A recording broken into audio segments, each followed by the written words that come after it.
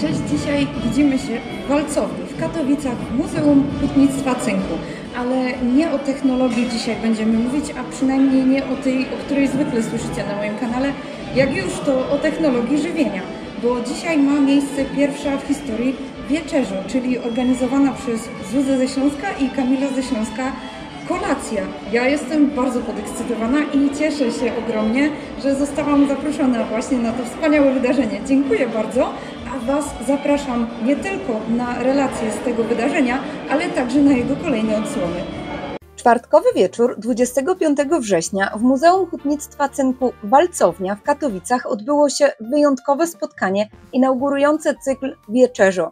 Śląska kolacja przy wspólnym stole usytuowanym w nieoczywistej przestrzeni. Za organizacją stali Zuza i Kamil, znani i kochani prowadzący programu Mikrokosmosy, emitowanego w TVP3 Katowice. W kuchni rządził Mateusz, autor bloga kulinarnego Modry Blog. Było to wydarzenie, które łączyło regionalne smaki, lokalną historię i ciepłą atmosferę wspólnego stołu. Idealna okazja, by na nowo odkryć śląską tradycję i poczuć, jak żyje ona we współczesnym wydaniu. Wnętrza walcowni stanowiły właśnie taką nieoczywistą przestrzeń, w której mogliśmy zgromadzić się w gronie kilkunastu osób i tak jak na nowo interpretowaliśmy śląską kuchnię, tak zupełnie na nowo zinterpretować unikatową przestrzeń dzisiejszego muzeum. Świadectwo istnienia szopienickiej huty Bernardi. Tamtego wieczora skonsumowaliśmy dwa dania główne.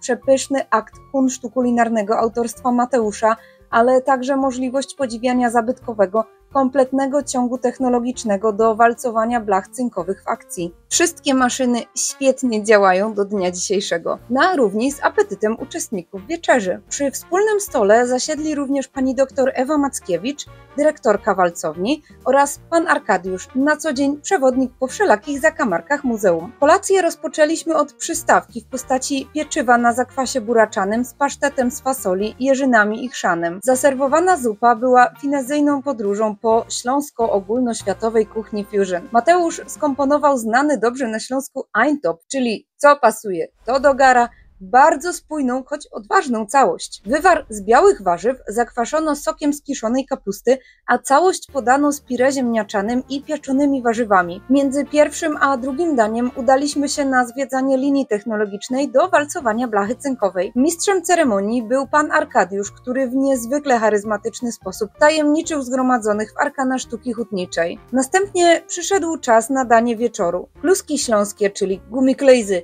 z sosem z pora i cukinii, sosem orzechowym, dojrzewającym serem z piwem oraz chipsami z pora będę wspominać jeszcze długo. Deser należał do klasyka, choć zaserwowanego w nieco bardziej fantazyjnej wersji.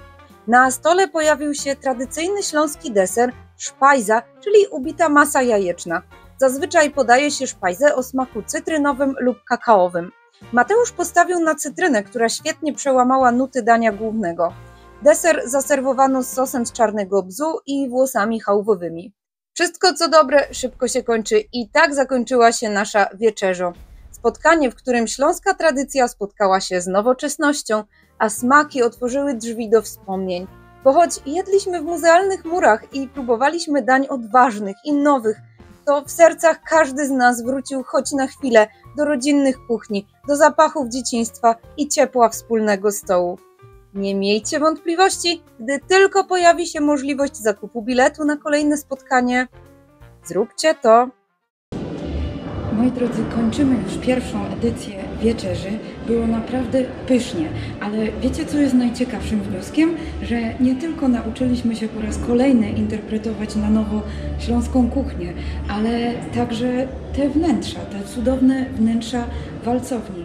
Znowu zreinterpretowaliśmy je i nadaliśmy im nową funkcję, tym razem jedząc tutaj właśnie w jej murach przepyszną wieczerzę. Dziękuję jeszcze raz za zaproszenie i gratuluję organizatorom tak udanej imprezy. A jeżeli podoba Ci się to, co robię i chcesz wesprzeć rozwój mojego kanału, to nie zapomnij o łapce, o subskrypcji, a także możecie zostać moimi patronami. Pamiętajcie, warto. Dzięki.